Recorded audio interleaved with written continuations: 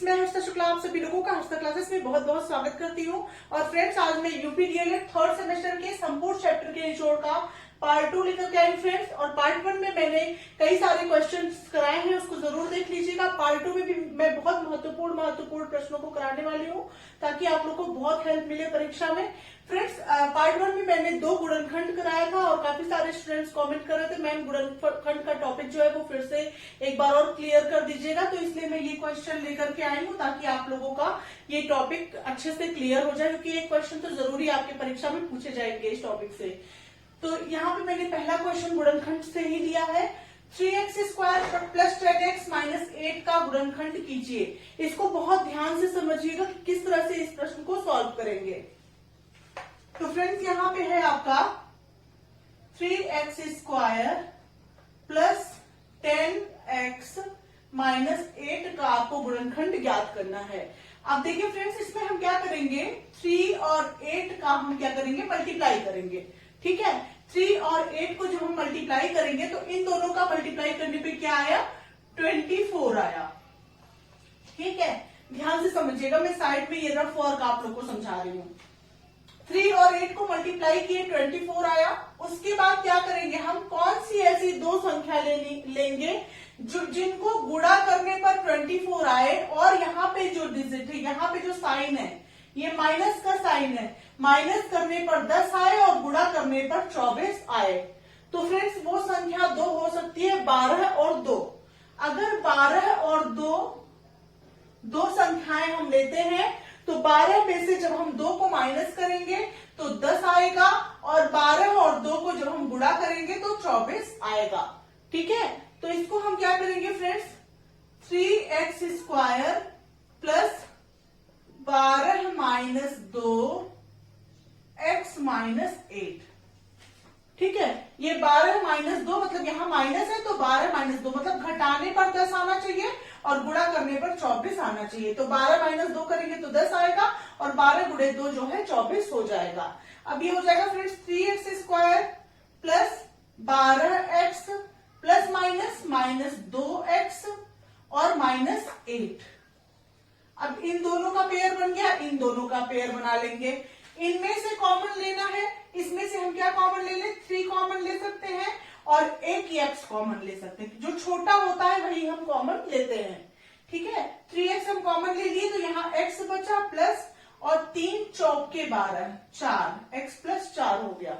ठीक है, अब यहाँ पे क्या करेंगे, माइनस, यहाँ पे हम 2 कॉमन ले सकते हैं क्योंकि 2 से 8 डिविजिबल है। ठीक है, तो यहाँ पे 2 कॉमन ले लिए तो ये हो गया फ्रेंड्स आपका x। और माइनस का गुणा मैंने आप लोग को कल बताया था, माइनस और माइनस का गुणा क्या होता है, प्लस होता है। तो माइनस माइनस होता है प्लस और 2 चौके 8। ठीक है, तो यहाँ पे क्या हो जाएगा फ्रेंड्स, 3x माइनस 2 एक ब्रैकेट में हो जाएगा और ये 3x और ये माइनस 2 ये दोनों एक साथ एक ब्रैकेट में हो गया। x प्लस 4 जो यहाँ पे दोनों में आया है, इनमें से एक x प्लस 4 आप यहाँ पे लिख देंगे और यही हो गया आपका आंसर। होप आप लोग को ये क्वेश्चन अच्छे से समझ में आ गया होगा। बढ़ते हैं नेक्स्ट महत्वपूर्ण प्रश्न की तरफ। नेक्स्ट क्वेश्चन नंबर 2 है, यदि निम्नलिखित आंकड़ों का समांतर माध्य 21.5 हो तो k का मान ज्ञात कीजिए। आपको पद दिया गया है 5, 15, 25, 35, 45, बारंबारता दी गई है 6, 4, 3 के 2। ठीक है फ्रेंड्स, तो यहाँ पे पद को आप मान लेंगे x। ठीक है, और बारंबारता होती है आपकी f। ठीक है, और इन दोनों का मल्टीप्लाई होता है fx। ठीक है, इस तरह से ये 3 जो है आप बना लेंगे इस प्रकार से। अब देखिए इसको कैसे सॉल्व करेंगे। x की जगह पदों की संख्या जो दी गई है वो लिख ले, 5 है पहला पद 5 पद की बारंबारता 6 है। ठीक है, दूसरा है पद 15 और 15 की बारंबारता है 4, ध्यान से समझेंगे। तीसरा है आपका 25 और 25 की बारंबारता है आपकी 3। उसके बाद आपका चौथा है फ्रेंड्स 35 की बारंबारता दी गई है k। और उसके बाद अगला पद है आपका 45 45 की बारंबारता है 2। तो यह आपको पद और बारंबारता पता है। अब आप क्या निकालेंगे फ्रेंड्स, यहां पे लिखेंगे योग इस खाने में, और इस खाने में लिखेंगे सिग्मा एफ इजुकल टू, और यहां पे लिखेंगे सिग्मा एफ एक्स। ठीक है, अब इन सबको प्लस कर देंगे। 6 4 10 3 13 2 15 और प्लस के, तो ये हो जाएगा 15 प्लस के। ठीक है, 6 4 10 3 13 2 15 और प्लस के की जगह कोई वैल्यू नहीं है इसलिए प्लस के इस तरह से लिख लेंगे। अब सिग्मा एफ एक्स कैसे निकलेगा, इन दोनों का गुणा, एफ का एक्स में गुणा करके एफ एक्स निकलेगा। ठीक है, तो यहां हो जाएगा 6 पंचे 30, 15 चौके हो जाएगा आपका 60, 25 तिया हो जाएगा आपका 75, 35 और के को जब गुणा करेंगे तो ये हो जाएगा 35 के। गुणा करने पर 35 के हो जाएगा, जोड़ने या घटाने पर प्लस या माइनस के होता है। ठीक है फ्रेंड्स, तो यहाँ पे 35 के हो गया, 45 गुना हो गया आपका 90। ठीक है, अब क्या करेंगे, आप इसको जोड़ लेंगे। 6 3 9 मतलब 60 और 30 का को जोड़ेंगे 90 आ जाएगा। 90 90 हो जाएगा 180, और 180 में जब आप 75 को जोड़ेंगे तो 180 धन 75 यहाँ साइड में कर लीजिए। ये हो जाएगा 5 8 7 15 के 5 हासिल 1 और 1 1 2, 255 हो गया। ये लिख सकते हैं आप 255 प्लस 35 के, क्योंकि 35 के साथ के है इसलिए 35 इसमें ऐड नहीं होगा। अब इसलिए कैसे सॉल्व करेंगे फ्रेंड्स, इसको देखिए। अब आपको ऑलरेडी यहाँ पे समांतर माध्य 21.5 दिया गया है। ठीक है, अब समांतर माध्य का फॉर्मूला क्या होता है इसको देख लीजिए। होप आप लोग को इतना अच्छे से समझ में आ गया होगा। समांतर माध्य का फॉर्मूला होता है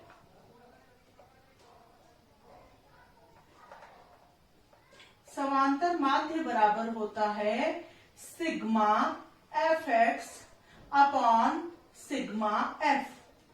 ठीक है, ये फॉर्मूला होता है, या कभी कभी लिखते हैं sigma f x upon n, पदों की संख्या n। ठीक है, चाहे sigma f x upon sigma f भी लिख सकते हैं, चाहे n भी लिख सकते हैं, बात एक ही हुआ। उसके बाद समांतर माध्य आपको क्वेश्चन में दिया गया है 21.5 है, तो समांतर माध्य की जगह 21.5 लिख देंगे equal to sigma f x की जगह लिखेंगे फ्रेंड्स 255 धन 35 के, तो ये हो जाएगा 255 धन 35 के, और अपॉन सिग्मा एफ कितना है, बराबर में लिखा करिए 21.5 हो गई। ठीक है, सिग्मा एफ की जगह क्या है 15 धन के। अब क्या करेंगे, क्रॉस मल्टीप्लीकेशन कर लीजिए। इसके नीचे कुछ नहीं है तो 1 है, इसके नीचे कुछ नहीं है तो क्या है 1 है। अब इसका इसमें गुणा होगा, इसका इसमें गुणा होगा। जब गुणा होगा तो किस प्रकार से लिखेंगे, देखिए 21 प्लस 5 ब्रैकेट में 15 प्लस के इज इक्वल टू 255 प्लस 35 के। इसका इसमें गुणा होगा तो ये बाहर हो जाएगा, ये ब्रैकेट के अंदर हो जाएगा। ठीक है, और इसका इसमें एक में गुणा होगा तो यही संख्या रहेगी, इसमें तो कुछ करना नहीं है। अब क्या करेंगे इसमें हम क्या करेंगे 21.5 का जब 15 में गुणा करके लिख दीजिए, तो यहां पे लिखिए 21.5 गुणे 15। ठीक है, 15 इसका इसमें पहले गुणा करेंगे ना, तो ये हो जाएगा आपका इसके लिए, तो इस तरह से आप इसको अलग कर दीजिए। अब इसका इसमें गुणा हो जाएगा 5 में 25 के 5 हासिल 2, 5 एकन्ना 5 2 7, 5 दूना 10, 1 पंचे 5, 1 एकन्नम 1, 1 दुआ 2। ठीक है, 5 7 5 12 2 हासिल 1, 1 1 2 और 2 1 3, और कितने अंक पे दशमलव लगा है, 1 अंक पे, तो यहाँ पे 322.5 आ गया। ठीक है, तो ये हो जाएगा 322.5 प्लस 21.5 के। 21.5 का के में भी गुणा होगा तो 21.5 21.5 के हो गया और इज इक्वल टू 255 धन 35 के। ठीक है, तो इस तरह से हो गया। अब इसको किस तरह से करेंगे फ्रेंड्स? अब 35 के की जगह आप क्या लाएंगे? के को एक साथ कर लीजिए और डिजिट्स को आप एक साथ कर लीजिए। अब फ्रेंड्स यहाँ पे भी आप, यहाँ थोड़ा जगह है, मैं यहाँ बताने का कोशिश कर रही हूँ, तो यहाँ पे आप कर सकते हैं ये वाला लाइन, तो यहाँ पे ही लिख सकते हैं 35 के, और ये प्लस की वैल्यू जब 35 के बगल जाएगी तो क्या हो जाएगा? माइनस में हो जाएगा।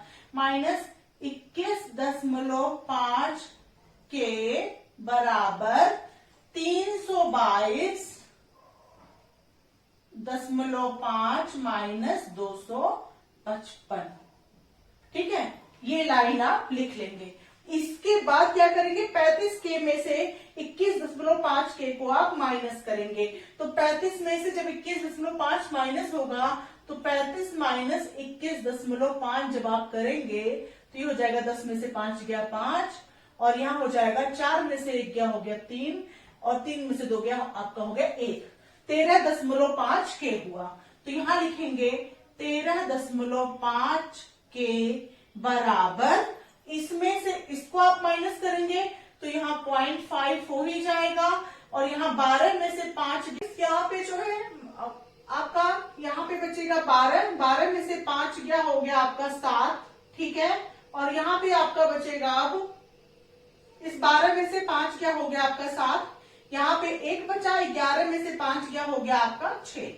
ठीक है, अब k इज इक्वल टू आपका हो जाएगा 67.5 अपॉन 13.5, ये पॉइंट से ये पॉइंट कट गया, 135 पंचे होता है 675, तो k इज इक्वल टू हो गया 5 आपका आंसर। होप आप लोग को ये क्वेश्चन अच्छे समझ में आ गया होगा। अब पढ़ते हैं नेक्स्ट महत्वपूर्ण प्रश्न की तरफ। नेक्स्ट क्वेश्चन है फ्रेंड्स, यदि समुच्चय a बराबर ब्रैकेट में है 8, 12, 15, 16 और b बराबर 8, 15, 17, 20 है, तो समुच्चय a यूनियन b तथा a इंटरसेक्शन b ज्ञात कीजिए। और ये डायरेक्ट 2017 में पूछा गया प्रश्न है, इस बार भी आने की पूरी संभावना है। और समुच्चय से फ्रेंड्स एक क्वेश्चन तो जरूरी आपकी परीक्षा में आता है, 1 से 2 क्वेश्चन भी आ सकते हैं, तो बिल्कुल आप लोग तैयार कर लें। यहाँ पे पहले तो आपको दिया गया है गिवन, जो चीजें दी गई है या दिया गया है भी आप लोग लिख सकते हैं। a बराबर आपको दिया गया है 8, 12, 15 और 16। ठीक है, b बराबर आपको दिया गया है 8, 15, 17, 20।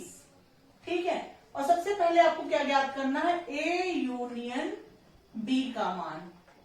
a यूनियन b मतलब होता है कि दोनों संख्याओं में जो है सभी को लेना है, मतलब दोनों a और b दोनों में जो है सभी को एक एक बार जरूर लेना है। तो a यूनियन b में सबसे छोटी संख्या क्या है? 8 है, 8 दोनों में है तो 8 सिर्फ एक बार लेंगे। 12 a में है लेकिन b में नहीं है, 12 भी एक बार ले लेंगे। 12 के बाद आपका 15 दोनों में है, 15 आप एक बार ले लेंगे। 15 के बाद 16 आपका है, यहाँ नहीं है, 16 ले लेंगे। 16 के बाद आपका b में बचा 17 और 20, 17 और 20 एक ले लेंगे। ठीक है, तो ये हो गया a यूनियन b, ये पहला आंसर हो गया आपका। दूसरा आपको पूछा गया है a इंटरसेक्शन b ज्ञात कीजिए। a इंटरसेक्शन b का क्या मतलब होता है? ध्यान दीजिएगा, a इंटरसेक्शन b वो संख्या होती है जो दोनों में कॉमन हो, मतलब a में भी हो और b में भी हो, उन्हीं को a इंटरसेक्शन b कहते हैं। तो a में क्या क्या है जो b में है? तो 8 है, 8 दोनों में है, पहली संख्या 8 हो गई। दूसरी संख्या आपकी आती है 15, 15 a में है और b में भी है, a में भी है और b में भी है, तो इसका a इंटरसेक्शन b का आंसर हो गया 8, 15 और यही हो गया आपका आंसर। ये दोनों में है, मतलब दोनों में जो कॉमन होते हैं वही होता है a इंटरसेक्शन b। अब बढ़ते हैं नेक्स्ट क्वेश्चन की तरफ। नेक्स्ट क्वेश्चन नंबर 4 है, यदि समुच्चय a बराबर 2, 3, 5, 7, 9, 11, 13 और b बराबर 1, 5, 9, 13, 17, 21 हो तो समुच्चय ए यूनियन बी तथा ए इंटरसेक्शन बी का मान ज्ञात कीजिए। इस तरह से प्रश्न आपकी परीक्षा में जरूर पूछे जाते हैं और ये प्रश्न डीएलएड 2017 में पूछा गया है। ठीक है फ्रेंड्स, तो ए बराबर आपको दिया गया है 2, 3, 5, 7, 9, 11 और 13। ठीक है, और बी बराबर आपको दिया गया है 1, 5, 9, 13, 17 और 21। ठीक है, तो आपको क्या निकालना है? ए यूनियन बी, मतलब जो दोनों में हो वो निकालना है। सबसे पहले A union B. A union B मतलब होता है दोनों को एक साथ लिखना। ठीक है, तो सबसे पहले ए यूनियन बी में कौन सी संख्या 1 है, तो सबसे छोटी संख्या 1 है, 1 लिख देंगे। 2 है, 2 लिख देंगे। 2 के बाद 3 है, 3 लिख देंगे। 3 के बाद 4 कहीं नहीं है, दोनों में नहीं लिखेंगे। 5 है दोनों में, 5 लिख देंगे। 5 के बाद 6 नहीं है कहीं पर, 6 नहीं लिखेंगे। 7 है, 7 लिख देंगे। 7 के बाद 9 है, 9 लिख देंगे। 9 के बाद 11 है, 11 लिख देंगे। 11 के बाद 13 है, 13 लिख देंगे। 13 के बाद 17 है, 17 लिख देंगे। 17 के बाद 21 है, 21 लिख देंगे। ठीक है, जो संख्याएं दोनों में है वो ए यूनियन बी होता है। अब बात करते हैं फ्रेंड्स ए इंटरसेक्शन बी की। ये पहला आंसर हो गया। ठीक है, अब ए इंटरसेक्शन बी की वैल्यू निकालेंगे।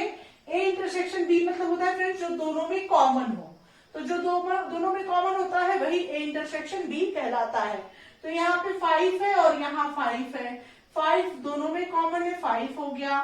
फिर 9 यहाँ पे है और यहाँ पे 9 है। 9 दोनों में है इसलिए 9 हो गया। 9 के बाद कॉमा लगाएंगे। फिर यहाँ पे 13 है और यहाँ पे भी 13, मतलब 13 दोनों में है, तो 13 आपका कॉमन हो गया। ठीक है, तो ये आपका हो गया आंसर। इस प्रकार से क्वेश्चन को आप सॉल्व करेंगे। अब बढ़ते हैं नेक्स्ट क्वेश्चन की तरफ। नेक्स्ट क्वेश्चन नंबर 10, 5 है फ्रेंड्स। एक घन की भुजा 5 सेंटीमीटर है। घन का आयतन तथा संपूर्ण पृष्ठ ज्ञात कीजिए। आपको क्या दिया गया है? घन की भुजा आपको दी गई है। घन की भुजा बराबर 5 सेंटीमीटर। ठीक है, अब आपको क्या निकालना है? घन का आयतन निकालना है। तो घन का आयतन का फॉर्मूला होता है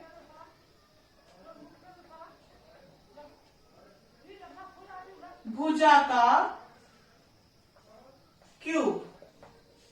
ठीक है, तो भुजा कितना है? 5 का क्यूब हो गया। अब ये हो गया 5 गुणे 5 गुणे 5 बराबर 5वां में 25 पंचे 125 सेंटीमीटर क्यूब। 125 सेंटीमीटर क्यूब लिख सकते हैं या घन सेंटीमीटर भी आप लिख सकते हैं। ये पहला आंसर हो गया आपका। अब दूसरा आपको निकालना है, इसी में संपूर्ण पृष्ठ ज्ञात कीजिए। तो घन का संपूर्ण पृष्ठ का फॉर्मूला होता है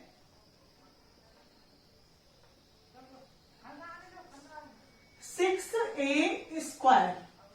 तो यहां पे हो गया फ्रेंड्स 6 गुणे ए मतलब भुजा। ठीक है, भुजा ए, ठीक है, बराबर 5। तो 6 गुणे 5 का स्क्वायर हो गया। ये हो गया 6 गुणे 5 गुणे 5 और ये हो गया 6 पंचे 30, 30 पंचे हो गया आपका 0, 5 तिया 15, 150। ठीक है, 150 सेंटीमीटर स्क्वायर। ये आपका घन का संपूर्ण पृष्ठ आ गया, ये आपका आंसर आ गया। होप आप लोग को क्वेश्चन अच्छे समझ में आ गया होगा। फॉर्मूले आपको याद रहेंगे फ्रेंड्स ये दोनों, तो आप लोग क्वेश्चन को घन वाले आसानी से सॉल्व कर सकते हैं। बढ़ते हैं नेक्स्ट क्वेश्चन की तरफ। क्वेश्चन है फ्रेंड्स, एक लंबवृत्तीय बेलन के आधार का क्षेत्रफल 100 वर्ग सेंटीमीटर है। यदि बेलन की ऊंचाई 10 सेंटीमीटर हो तो आयतन ज्ञात कीजिए। तो फ्रेंड्स सबसे पहले आप बेलन को देख लीजिए कैसे बनता है। ठीक है, इस तरह से आप बेलन बना सकते हैं। ये बेलन है, यहां से यहां तक होता है ये इस तरह से। ये हो गई बेलन की ऊंचाई यानी h। ठीक है, और ये यहाँ पे R हो गया, ठीक है, बेलन की त्रिज्या, मतलब ये आधार की त्रिज्या हो गई आपकी R, ठीक है, यहां से यहां तक आपका R होता है, ये आपका बेलन का शेप हो गया। अब फ्रेंड्स आपको दिया गया है क्वेश्चन में बेलन के आधार का क्षेत्रफल 100 वर्ग सेंटीमीटर है। तो फ्रेंड्स आप देख सकते हैं बेलन का आधार क्या है, ये एक वृत्त है, ठीक है, बेलन का आधार जो होता है वो क्या होता है, एक वृत्त होता है, ठीक है, एक वृत्त होता है बेलन का आधार। और आधार का क्षेत्रफल आपको दिया गया है, इसका क्षेत्रफल आपको दिया गया है 100 वर्ग सेंटीमीटर, ठीक है, मतलब वृत्त का क्षेत्रफल क्या होता है, पाई आर स्क्वायर होता है, ठीक है, वृत्त का क्षेत्रफल क्या होता है, पाई आर स्क्वायर। और आपको दिया गया है बेलन के आधार का क्षेत्रफल बराबर 100 वर्ग सेंटीमीटर, ठीक है, ये आपको दिया गया है। आधार का क्षेत्रफल मतलब हो गया पाई आर स्क्वायर बराबर 100 वर्ग सेंटीमीटर आपको दिया गया है क्वेश्चन में, ठीक है। और आपको क्या दिया गया है, बेलन की ऊंचाई 10 सेंटीमीटर है, यानी h की वैल्यू आपको यहां से यहां तक दी गई है 10 सेंटीमीटर है, ठीक है, यहां से यहां तक की वैल्यू दी गई है, तो h आपको दिया गया है 10 सेंटीमीटर, ठीक है। अब आपको क्या ज्ञात करना है, बेलन का आयतन ज्ञात करना है। बेलन का आयतन का फॉर्मूला होता है, सबसे पहले आपको फॉर्मूला याद होना बहुत ज्यादा जरूरी है। बेलन का आयतन बराबर पाई आर स्क्वायर एच, ठीक है, यही होता है बेलन के आयतन का फॉर्मूला। ये फॉर्मूला भी आप बिल्कुल याद कर लें, ठीक है। बेलन का आयतन पाई आर स्क्वायर एच होता है।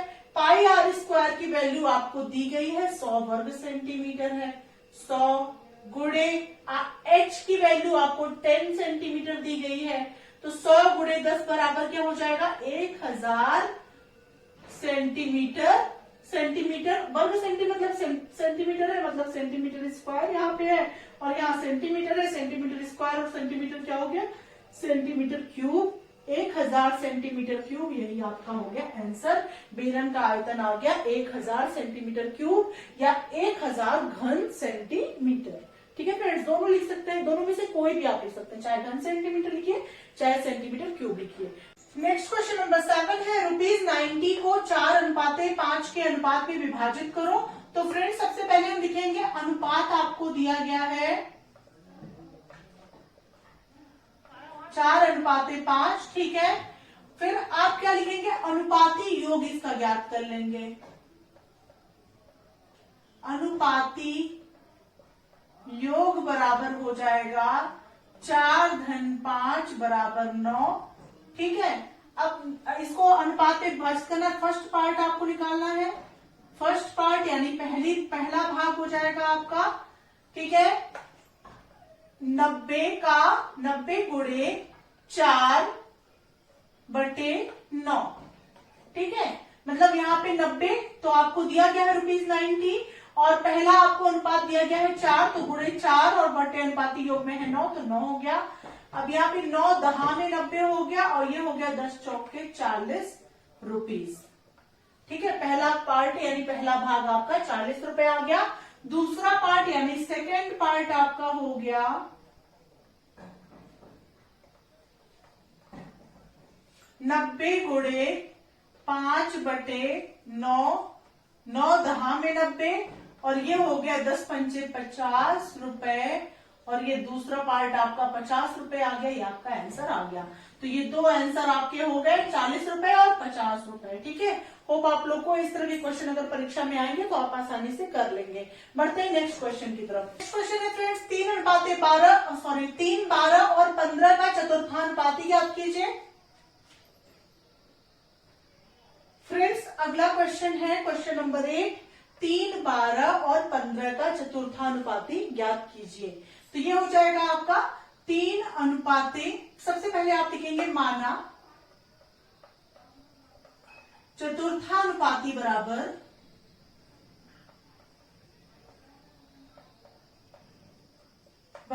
x हो गया। तो यहां हो जाएगा 3:12 समानुपाते 15:x। अब इसको आप लिख सकते हैं 3/12 बराबर 15/x। क्रॉस मल्टीप्लीकेशन कर लीजिए। 3 गुणे x बराबर 12 गुणे 15। x बराबर हो गया 12 गुणे 15/3।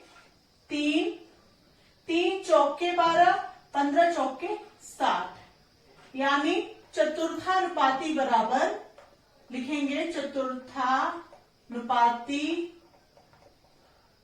बराबर 60 आंसर।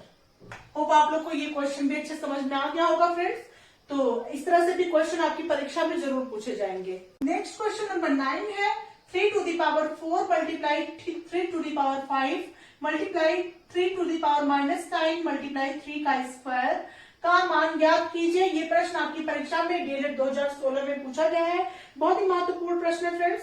तो यहाँ पर सबसे पहले आप क्वेश्चन नोट कर लेंगे 3⁴ मल्टीप्लाई 3⁵ मल्टीप्लाई 3⁻⁻9 मल्टीप्लाई 3 का स्क्वायर आप नोट कर लेंगे। अब फ्रेंड्स यहाँ पे हम क्या करेंगे, आपका बेस सेम है, आप देख सकते हैं 3 सभी जगह है। जब आधार समान होते हैं तो घातांक आपस में क्या होते हैं, गुणा की कंडीशन में घातांक आपस में जुड़ जाते हैं। ठीक है फ्रेंड्स, अगर यहाँ भाग होता तो घातांक आपस में क्या होते, घट जाते। चूंकि गुणा की कंडीशन है तो घातांक आपस में क्या होंगे, आधार समान होने की कंडीशन में। आप नोट कर लीजिए, आधार समान होने पर, इसको आप याद रखेंगे। ठीक है, आधार समान होने पर गुणा की स्थिति में घातांक जुड़ जाते हैं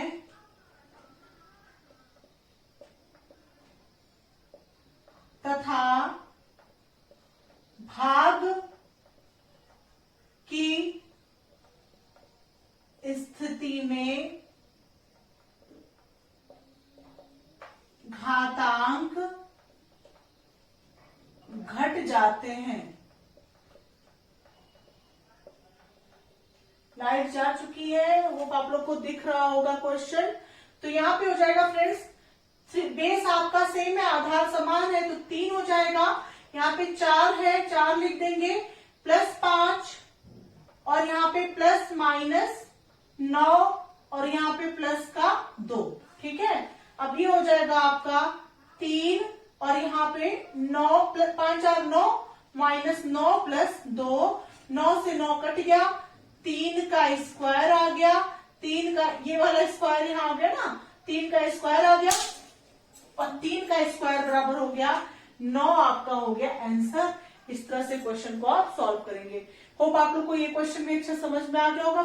नेक्स्ट क्वेश्चन नंबर 10 है -12/7 multiply -14/27 bracket close minus bracket के अंदर -8/45 मल्टीप्लाई 9/16 सरल कीजिए। ठीक है, ये 2018 में पूछा गया प्रश्न है फ्रेंड्स, बहुत ही महत्वपूर्ण है। ध्यान से समझिए कैसे इसको सॉल्व करेंगे। तो ये हो जाएगा -12/7 गुणे -14/27। ठीक है, एक ब्रैकेट में है -8/45 और यहाँ पे मल्टीप्लाई 9/16, ये दूसरे ब्रैकेट में है। तो जो कट रहा है उसको काट दीजिए। 7 एकन्नम 7, 7 दूना 14, 3 चौके 12, 3 नवा 27। ठीक है फ्रेंड्स, तो उसके बाद इसको क्या करेंगे, अब यहाँ पे हो जाएगा 8 एकन्नम 8, 8 दूना 16, 9 एकन्नम 9, 9 × 45। ठीक है, अब इसको कैसे सॉल्व करेंगे, माइनस माइनस हो जाएगा आपका +4 दूना 8 और बटे 9 एकन्नम 9 और यहाँ पे माइनस माइनस हो जाएगा आपका प्लस, यहाँ पे 1 एकन्नम 1 और 5 दूना हो जाएगा आपका 10। ठीक है, अब 9 और 10 का जब आप एलसीएम निकालेंगे तो ये हो जाएगा 9 और 10 का एलसीएम 90 और 9 से 90 को जब आप डिवाइड करेंगे तो ये 10 बार जाएगा, 10 8 80 हो जाएगा। 9 10 में 90 और 10 आया, 10 का 8 में गुणा करेंगे 80 हो गया, और प्लस 10 9 90 9 आया, और 9 को जब ऊपर वाली संख्या में गुणा करेंगे 9 का 9 हो जाएगा, तो ये हो जाएगा 89/90 और यही हो जाएगा आपका आंसर। होप आप लोग को ये क्वेश्चन अच्छे समझ में आ गया होगा।